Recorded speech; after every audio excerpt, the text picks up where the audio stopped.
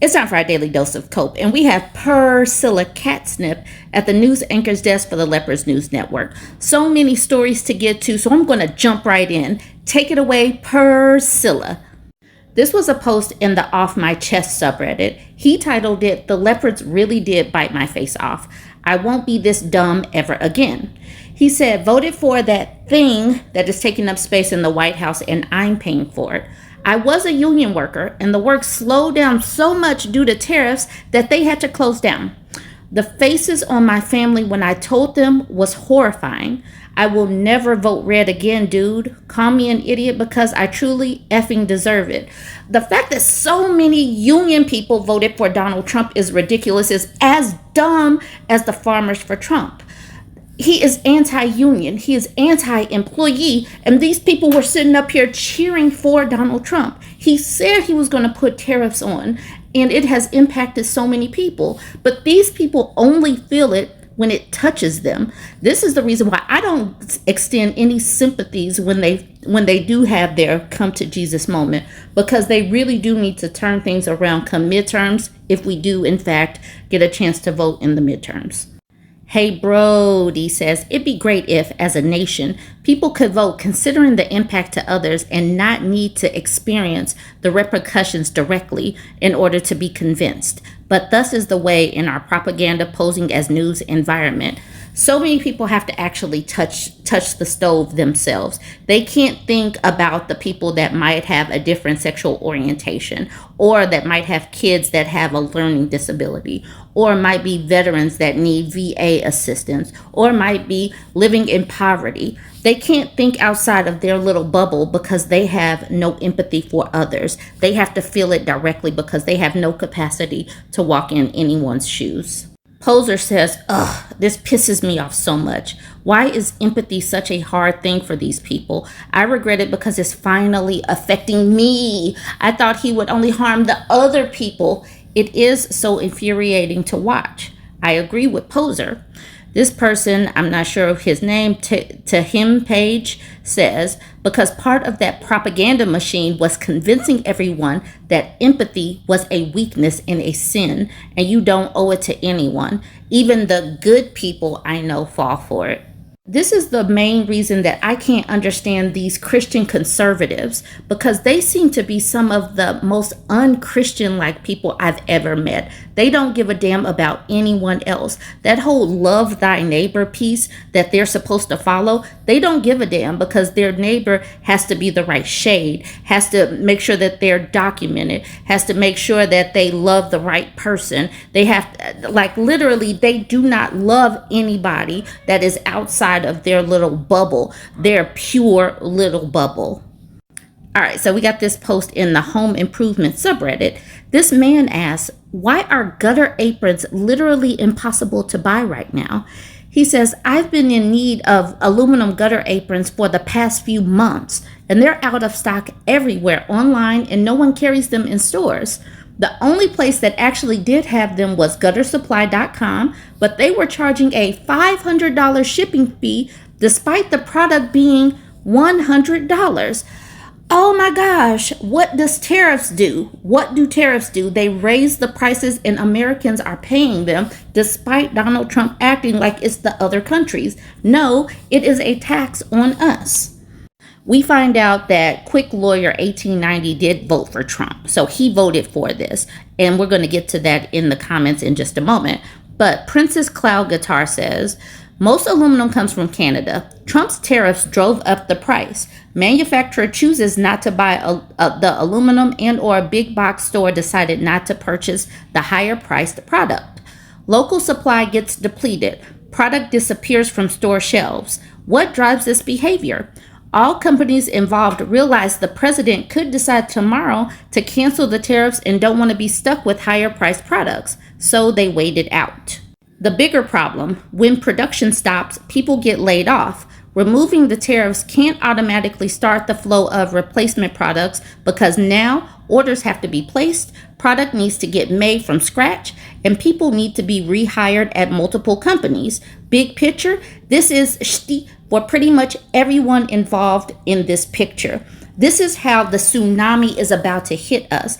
And there is going to be a supply chain like stranglehold for a little while. And it's going to be jacked up because we're in hurricane season, tornado season, flood season. It's not over with. So these people have jacked up a lot of things. At the bottom, it says, this guitar just broke down the state of the economy in terms of gutters. In short, not being able to get your gutter apron will be the smallest part of your problems in the near future. Tim Tucker is being helpful, telling them to look at supply houses. I'm not reading that. You can read that if you want. I'm getting to this part right here. Gleese says, Orange Man aluminum tariffs. You voted for him. You played yourself. Enjoy. And then L. Ron Hubbard says, OP is MAGA. Just look through their comment history. Fell for it again award. And then Gleese says, laughing my butt off. Classic leopards eating face moment. OP getting some education in basic economics today. JGV says, those leopards are feasting on faces right now. Walleye Vision says, just had all the gutters on my home replaced along with the new roof. New flashing and several new screens. Massive hailstorms rolled through here a couple of months ago. I'd say literally 1 out of every 3 homes around me got pummeled. Gutter Guy told me there's hardly any available inventory within a 5-state area due to the home repairs going on from these Midwestern storms right now after the big storms that hit the Carolinas some time ago. I'm sure tariffs are playing a part also here also. I wanted to bring that up because it just goes to show that they're still catching up from the previous storms and not being able to do reconstruction or whatnot. Just think about these homes that are being built. Look around your area. Are there things that are going up? Is there construction of houses and apartments going up? That's going to all be delayed or higher priced because of these tariffs. Here's where you can see that Quick Lawyer is a MAGA supporter. In the investing subreddit, someone asked the question, is anyone else afraid of investing given all of Trump's executive orders? And then Quick Lawyer says, no, I was honestly more scared of where the U.S. economy was headed if we kept things the same as the last 4 years. Well, congratulations, you played yourself. This Facebook post is hilarious. This is from the Eastern Shore Undercover Facebook page. It says, person angry after allegedly sending President Donald Trump money, Route 8 Business Park, Queen Anne's County, Maryland. Maryland State Police were dispatched to Route 8 Business Park to meet with an individual who stated that he was contacted by President Donald Trump on WhatsApp. The individual stated he sent the president $1,100 and Mr. Trump was supposed to meet him today at the business park and give it back, but he has not heard from him. He is slightly agitated and wants to speak to an MSP trooper. The man is on foot and will make himself known to the trooper once he arrives. Note, before anyone asks me, yes, this is a legit call. The people that donate to Trump, they're already kind of silly in my view. But you're donating to Donald Trump on WhatsApp and think that you're getting your money back. These people are in a cult, and this is the reason why they are so susceptible to scams. Donald Trump is a grifter. He's been the ultimate grifter. So I absolutely believe that these people are getting conned by Donald Trump or Donald like T. Rump or something like that. So y'all needed to see that part and laugh. Let's talk a little bit about how these tariffs, how this economy, how the trade war is tearing up these red states. So this is coming out of Arkansas. We know Sarah Huckabee Sanders is the governor there. She formerly worked for Donald Trump. We know that she's the governor. But let's look at how Arkansas is being impacted. So this article says Arkansas on the verge of agricultural disaster. 1 in 3 or more farms in Arkansas could be shuttered by next spring if the federal government doesn't come in and provide some socialism, some type of supplemental assistance to farmers this fall. Agricultural Council of Arkansas President Joe Mincer told Talk Business and Politics. Commodity prices continue to plunge, and as of mid-August, the state's ag sector was projected to lose $1.145 billion this season, and that number has ballooned by another $300 million by the end of the month to $1.4 billion as rice prices spiral downward to an 8-year low. And the overall losses will almost certainly continue to rise, Mincer said. The Ag Council has submitted 2 letters, one to the White House and the other to the U.S. Trade Representative, seeking relief in a number of areas in the form of socialism, said Ag Council Executive Director Andrew Grobmeier. The federal government has reported a record $100 billion in tariff collections, and many in the farm sector would like some of that money to be used to supplement farmers, like welfare, like a bailout like they got the first time around. That's the reason why I said that farmers for Trump are some of the dumbest voters for Trump, because they are getting it multiple ways, at least 5 different ways. First of all, we're in dire straits, Mincer said. Ag is in turmoil right now. Mincer and Grobmeier will head to Washington, D.C. next week to personally relay their concerns to members of the Arkansas congressional delegation, representatives from the White House, and the U.S. Trade Representative. The tumult in the ag industry will impact many other ancillary businesses too. Ag equipment dealers, apartment dealers, crop dusting companies, and many others have said sales have plunged as much as 50% this year, Mincer said. Banks are reporting that as much as 25% of current farmers won't be able to get finance for next year as of right now, and that number will continue to balloon, he said. Many rural banks that rely on the ag sector may be shuttered as well if relief isn't distributed, he said. Some actions taken by lawmakers have helped the farm community during this downward spiral that began 3 years ago, Grobmeier said. The Emergency Commodity Assistance Program saved some farmers up to 25% of their projected losses. The recently passed federal budget, dubbed the One Big Beautiful BS of a bill, has provisions that raise reference prices. But it won't take effect until the 2026 harvest season, and many farmers in Arkansas won't be in business next year if something isn't done, Grobmeier said. The ongoing shuffle of the global trade market has disproportionately impacted farmers, and that's why the organization is seeking measures that will funnel tariff dollars into a farm supplemental program, like welfare, Grobmeier said. Even if trade negotiations are finalized soon, it won't be in time to help farmers with this year's crop, Mincer added. Other measures they may seek are incentives to broaden the renewable fuel markets. They also support sourcing the Buy American Cotton Act and Grown in America Act. Another looming problem for farmers is storage, Mincer said. Commodity prices were so low last year that many farmers kept grains in storage rather than selling them at a loss, he said. Now the new crop is coming in and there's no place to store it. I think you're going to see a lot of grain piled up on the ground. I've never seen anything like this. The Ag Council sent a letter to the U.S. Trade Representative to address the ongoing issues with Brazil. That country is slashing and burning its rainforest to create ag land, and it sells most of its commodities to China. The Chinese are investing heavily in infrastructure in the country, building railroads, roads, and ports to transport these commodities. American farmers have to pay tech fees, meet emission standards, and pay much higher labor costs, Mincer said. This means that Brazilian farmers can produce soybeans at a much lower cost and can sell them at a lower cost, putting U.S. farmers at a disadvantage, he said. And the crazy thing is, we are tearing up trade partnerships because of Donald Trump.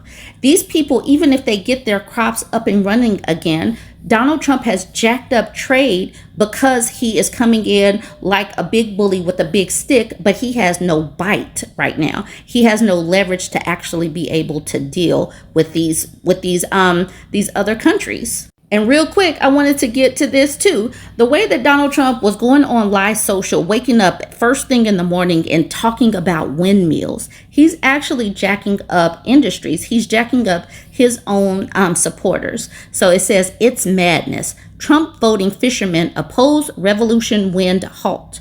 The Rhode Island offshore wind project, now nearly finished, employed 80 fishermen to help with construction. With Trump's pause, they are losing vital income.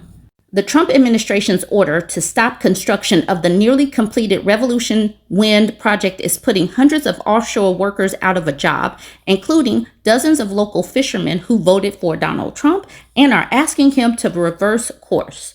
A week ago, the acting director of the Bureau of Ocean Energy Management, Matthew Giancona, ordered the Danish wind developer Ørsted to stop all offshore work on Revolution Wind Farm so the federal government can address concerns related to the protection of national security interests of the United States. Giancona did not specify the nature of those security concerns. Construction began on the 704 megawatt project in January 2024 and is now 80% complete, according to Ørsted. The wind farm is being built off the coast of Massachusetts and Rhode Island in the federally designated wind energy area that receives sign-offs from multiple branches of the military, Canary Media reported Sunday. I don't know why I said Saturday. Though often seen as opposed to offshore wind, many New England fishermen have made peace with the industry in recent years. They increasingly rely on part-time salaries from wind companies as fishing revenues dry up. Over the past 2 years, Ørsted put 80 fishermen to work on the Revolution Wind project, paying out $9.5 million to captains, deckhands, and fishing boat owners, according to Gary Yerman, a Connecticut-based fisherman who founded and leads a fisher cooperative called Sea Services North America, which has an active contract to work on Revolution Wind. Most of us are Trump voters, and we still believe in a leader who builds. That's why we're asking President Trump to reverse the stop work order issued to Revolution Wind by Interior. Yerman and other commercial fishermen remained quiet the last time Trump's assault on a wind farm put them out of work. This time, they're speaking out. It's madness to stop a project that already had permits, said Jack Morris, a Massachusetts-based scalper and manager for Sea Services who voted for Trump. This is not something any of us planned for. The captains, the crews, the shore engineers, the people we buy food from for our trips. These people, they are finding out that voting for somebody with dementia that wakes up and starts talking about windmills is not the best person to actually vote for. But their faces need to be eaten. Their pocketbooks need to be harmed. There you go. The leopards ate their faces too. Anyways, go ahead, chime in. Let me know what you think about all of this. Join the conversation, like, comment, share. If you're on my YouTube, go ahead and hit follow. I'm aiming to get to 85,000. Hello, my name is Jeanette McCoot, and I am the makeup artist that keeps doing foundation on Trump's hand. So you can see I have a sample of it right here. If you can see, get in there with your little camera. It's good. Yeah, I love that. Look at that handiwork. Handy, you get it? You got it. Where was I educated? Oh yes, I was educated at Jeanette's Makeup Emporium right behind the Dead Possum on Highway 256. That's a different Jeanette.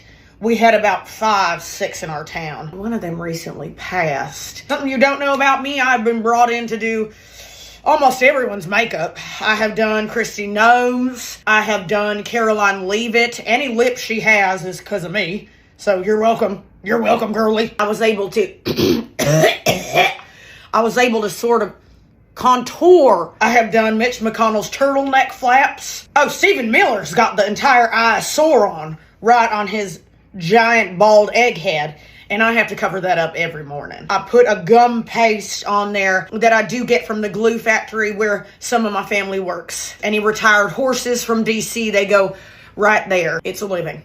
It is a living. When people say I don't know how to color match, I don't know what that means. Honestly, kind of sounds racist. What I do is something called, it's ugly, we're going to cover it up. It's putting lipstick on a pig, right? We want to put lipstick on the pig, then we want to bring the pig for slaughter and eat that for dinner. What is it I'm covering up on Trump's hand? Well, that is a good question. He is actually aging in reverse, okay? So he is getting teen acne on his hand. He's a modern medical marvel, actually, because he is just so young and virile. He is going to age backwards until he lives forever and be our president forever. And that is you can take that to the bank, okay? You can take that to your local M&T bank.